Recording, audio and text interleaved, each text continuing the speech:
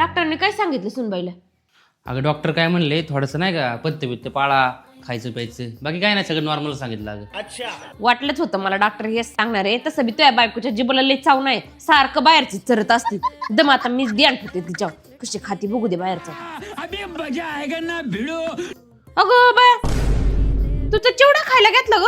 अगं तुला डॉक्टरांनी तेलकट मेलकट नाही खायला सांगितलं? कैसे कैसे लोग रहते हैं यार यहाँ पर. तेल का ग तापायटून? ते जरा म्हणलं कुरड्या आणि पापड्या तळून बघा कशा होतात ते. आमच्या पुरतच तळ मग. ये भगवान क्या जुलुम है. और अभी तो रुको, क्लाइमैक्स अभी बाकी. हे तरी खाऊ का नको आता?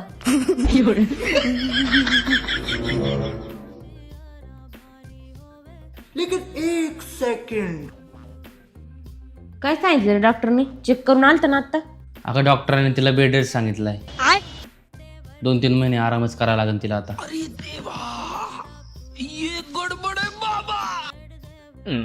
तू तर लगेच गोदडे घेऊनच झोपली का? तर डॉक्टरांचं कामच असतंय सांगायचं बेड रेस्ट का फिड रेस्ट. आमच्या काळात नव्हतं असं. आम्ही आता किती कामं करायला लागत होती, कवा बेड रेस्टची गरज पडली नाही.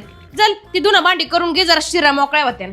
वा सासूबाई, तुम्ही तर बरेच चॅप्टर आहे की. मागं मला डॉक्टरनी पथ्य पाणी पाळायला सांगितलं, तेव्हा तुम्ही 6 महिने माझ्याकडून पथ्य पाणी पाळून घेतलं. आणि आता मला डॉक्टरने बेड रेस्ट सांगितलं, तेव्हा काय म्हणता? त्या डॉक्टरांचं काय ऐकायचंय? मग फक्त सुना कामालाच लागा, त्याच सांगा ना सरळ.